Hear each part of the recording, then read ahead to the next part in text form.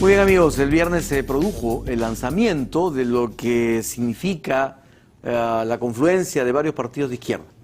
¿Es esto una nueva unidad de izquierda? ¿Es una unidad de la izquierda?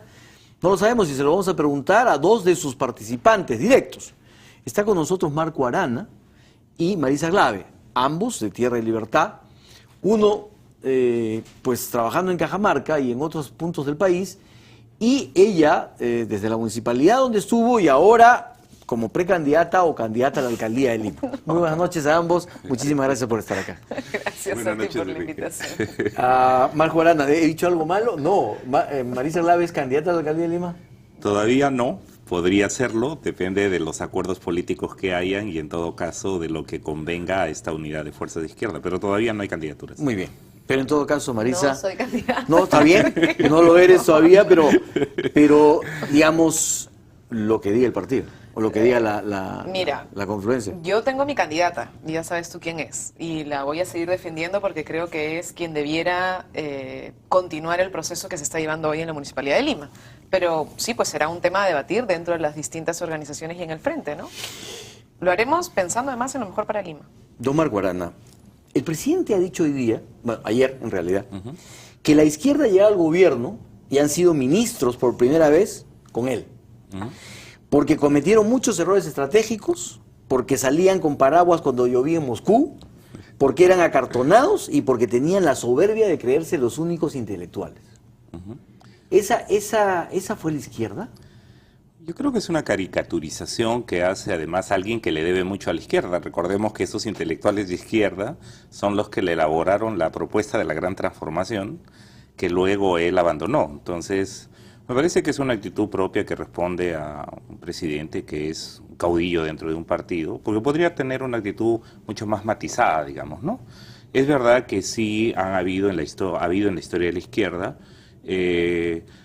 un conjunto de temáticas que más que responder a la propia problemática del país muchas veces respondió a estos grandes debates ideológicos en torno a los modelos de implantación del socialismo, del comunismo en otras latitudes. Pero yo creo que esa lección fue aprendida y fue aprendida justamente porque llevó a grandes debates internos que no contribuyeron a la unidad. Y creo que en los últimos años la izquierda ha tenido que fijarse en la agenda pendiente en el Perú, que son los temas de la lucha contra la pobreza, los temas del fortalecimiento de la democracia, la renuncia a la violencia política, el tema de los temas ambientales y los temas indígenas en la agenda. Yo creo que va por allí y por el contrario la izquierda tiene un staff de intelectuales que ya quisiera tener también la derecha, ¿no? Don Marco Arana, ¿qué une a todos estos partidos? Y se lo pregunto por una sencilla razón. Aquí hay personas y partidos que hace muy poco estuvieron enfrentados hasta con la policía de por medio. Cuando el famoso Conga va, usted estaba en una trinchera y Salomón Lerner estaba en la otra. Y se enfrentaban y la policía los atacaba a ustedes por orden del gabinete integrado, entre otros también, por miembros de izquierda y por asesores que ahora están con ustedes.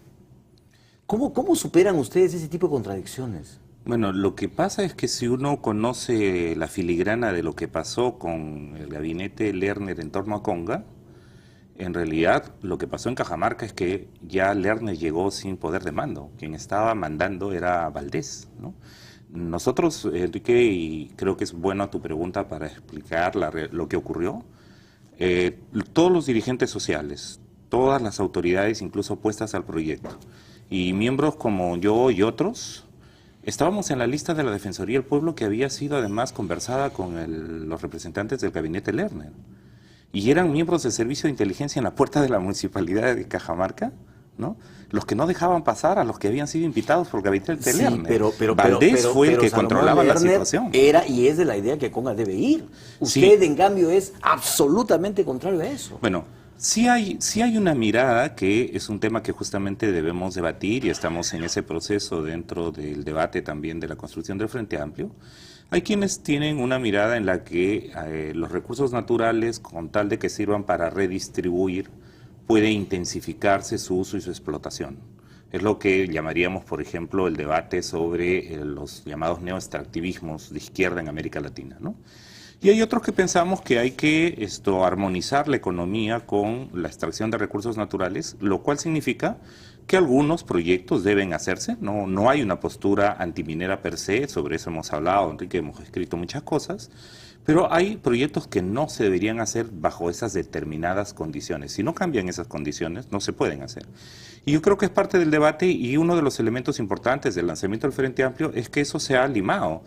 Parte de la declaración del Frente Amplio es su solidaridad y respaldo a la lucha del pueblo de Cajamarca en la defensa de sus aguas. Es decir, Conga no va. Voy a tocar ese tema, pero antes me gustaría preguntarle a Marisa Glave, ¿qué los une? A la izquierda. O sea, a estos partidos que acaban de firmar su partido de nacimiento de una unidad de izquierda, ¿cuál es ese programa común que se comprometen a construir según el comunicado que han sacado hoy día? Mira, este es un proceso que lleva más de un año, en realidad, de conversaciones entre las distintas organizaciones políticas. Como ha contado Marco, hay algunos temas que han sido más difíciles de ponernos de acuerdo que en otros. Por ejemplo, para resolver el tema del que estabas hablando, ¿no? Conga. El tema de Conga. Tú podrías sacar el tema de Conga pensando solamente en un caso y ponerte a pensar en cuáles son los mínimos para la explotación minera en el Perú. Tierra y Libertad ha elaborado una propuesta de nueva minería, y así se llama además, es propuesta de nueva minería, recalcando el hecho de que sí puede existir minería en el Perú, pero que tiene que ser con determinadas características. Esta propuesta ha sido socializada entre los distintos partidos y organizaciones que forman parte del Frente, quitando el escenario. Digamos que algunas veces que comentábamos y discutíamos este tema, y te decía, mira, no se trata de si es Conga o si es Espinar o qué caso en concreto es, se trata de qué política pública es la que tenemos que implementar. Entonces creo que entrando a través de ese debate hemos logrado acercarnos. Tenemos junto con eso un conjunto de, si quieres, consenso en torno al retroceso que hay en derechos hoy en el Perú. Uno es el tema de la consulta previa, que para nosotros es fundamental. Estamos totalmente en contra de intentar volver el servicio militar obligatorio. Nosotros hemos señalado que eso no puede seguir existiendo como una idea, sería un retroceso inmenso en lo que ha sido un avance en libertades y en derechos para los jóvenes en general. Creemos que hay una agenda pendiente de género importante, de derechos sexuales y reproductivos, que también es agenda de este frente. Esto en conjunto con todos los temas que de alguna manera son temas que ya la gente sabe, pero que es necesario recordar, ¿no? Los temas que tienen que ver con justicia social, que tienen que ver con calidad y oportunidad para la educación. En fin, entrar a los debates que hoy tú has tenido también acá con el congresista Mora, por ejemplo. Ahora, ¿no? En la mayoría de los temas se puede generar ciertos consensos. El crucial es el económico. Y ahí la pregunta es... Aunque no lo creas, a veces otros son más difíciles. Bueno, puede ser. Quizás sí. Bueno, es muy amplia la agenda, sí. pero en el tema de economía, ¿ustedes están de acuerdo por respetar el actual modelo económico, por ejemplo, o están más de acuerdo y se han puesto de acuerdo en la necesidad de cambiar la Constitución y cambiar el régimen económico de la Constitución? Bueno, una de las discusiones de fondo es sobre el capítulo económico de la Constitución, ¿no? O sea, yo creo que hay un consenso entre la mayoría de organizaciones de izquierda sobre la necesidad de cambiar el capítulo económico. Eso no necesariamente quiere decir que no existen inversiones privadas, ni que exista iniciativa privada, ni que no existan actividades privadas que sean fundamentales para el crecimiento. El punto es cuál es la posibilidad que tiene el Estado de entrar a regular el mercado, ¿no? Y creo que ese es un tema importante, por lo menos que exista la posibilidad. Don Marco Arana, ¿ustedes hubieran preferido que el gobierno compre Repsol? A ver, ahí hay todo un debate técnico, ¿no? El tema de la Pampilla, que al parecer tenía serios problemas, pero lo que nos parecía a nosotros importante es el rol que el Estado y que Petroperú puede jugar, no solo en realidad en la compra de Repsol, sino en el tema de la regulación de la regulación del mercado. ¿A través de una participación empresarial? A través de una participación empresarial que podría ser pública-privada, ¿no? En este momento lo sabemos, hay un abuso del mercado en torno a los grifos. O sea, cobran lo que quieren, sube el precio, lo suben, no lo bajan cuando quieren, son solo unos pocos grifos lo que pueden ser. En realidad, lo que de Repsol se ha mostrado es el lado de la Pampilla y probablemente la ineficiencia en el gasto que ahí pudiera haber habido. Pero entonces ustedes están de acuerdo con un Estado empresario. Nosotros estamos de acuerdo con una economía que tenga empresariado privado puro, que tenga en algunos casos presencia del Estado en sectores estratégicos, en otros casos asociaciones público-privadas, en otros casos cooperativa, ¿por qué no? O sea, lo que nosotros no estamos de acuerdo es que se piense que la única manera de hacer inversión en el mercado es únicamente privada. Eso no es verdad. Veamos que, por ejemplo, estos mismos empresarios que se opusieron a que el Estado intervenga en el tema de la comercialización de combustibles, sin embargo, han aceptado de muy buena gana que podamos privatizar a petroleras holandesas o que son estatales, ¿no? O que podamos, por ejemplo, aceptar inversiones de empresas públicas brasileñas o mexicanas. Entonces, o chilenas. yo creo, o aún chilenas. Entonces, lo que pasa en el Perú es que se ha generado una especie de agresividad muy grande desde este sector que domina el mercado y que domina esta ideología del libre mercado absolutamente a ultranza. Y nosotros decimos, no, el Estado tiene un rol que cumplir. Eso no quiere decir anular el rol de la inversión privada, por el contrario, volverla más eficiente y hacer que no ocurra lo que ha pasado ahorita con la crisis financiera internacional, por ejemplo, donde el Estado ha estado ausente y lo que ocurre es que los negocios privados han generado una crisis financiera que la vamos a pagar todo el planeta. Don Marco Arana, ustedes señalan que las izquierdas y los sectores populares han obtenido logros. Y ahí voy a separar la pregunta. Porque han dicho, logros en la defensa ambiental de Cajamarca y la victoria en el caso de la revocatoria. Yo le pregunto a Marco Arana, ¿cuál es la victoria en Cajamarca si se están perdiendo 77.000 puestos de trabajo, se han perdido millones en inversión y Cajamarca sigue siendo casi un pueblo en lugar de ser una ciudad que se desarrolla con plantas de tratamiento de educación con mejores posibilidades? ¿Cuál es el éxito? Bueno, lo primero que hay que decir sobre el tema es que gracias al conflicto de Conga, lo que tenemos ahora es todo un debate sobre el mejoramiento de la institucionalidad ambiental del Perú. De hecho, por ejemplo, va a haber en la historia de la inversión minera en el Perú un antes y un después de Conga. La discusión, por ejemplo, sobre quién aprueba los estudios de impacto ambiental. Ese estudio de impacto ambiental, la manera como se ha aprobado en 10 meses, 22.000 páginas, con un exgerente de Yanacocha metido en el Ministerio de Energía y Minas. O sea, por favor, hasta Marc Giuliani suele decir, estos estudios de impacto ambiental se hacen porque saben que no hay quien los revise ni quien les diga, señor, han equivocado, vuelvan a hacer de nuevo su estudio de impacto ambiental. Entonces, la discusión, por ejemplo, sobre el Servicio Nacional de Certificación Ambiental, se viene después del conflicto de Conga. El tema de revisar los límites máximos permisibles y los estándares de calidad ambiental se viene después de Conga. El tema, por ejemplo, de mejorar la participación de los gobiernos locales y regionales en la fiscalización de la actividad minera, tanto de la pequeña, incluso de la ilegal o de la grande, se viene después de Conga. Marco Arana, ¿a qué costo? Claro, pero ¿quién genera generaciones pobres que van a seguir siendo pobres? Enrique, pero tú conoces Cajamarca, has estado recientemente allá. Hemos tenido 20 años de minería súper exitosa, súper exitosa. La familia Buenaventura subió sus acciones y sus ganancias de manera extraordinaria gracias a Yanacocha. ¿Qué ha quedado después de 20 años de esa actividad súper exitosa?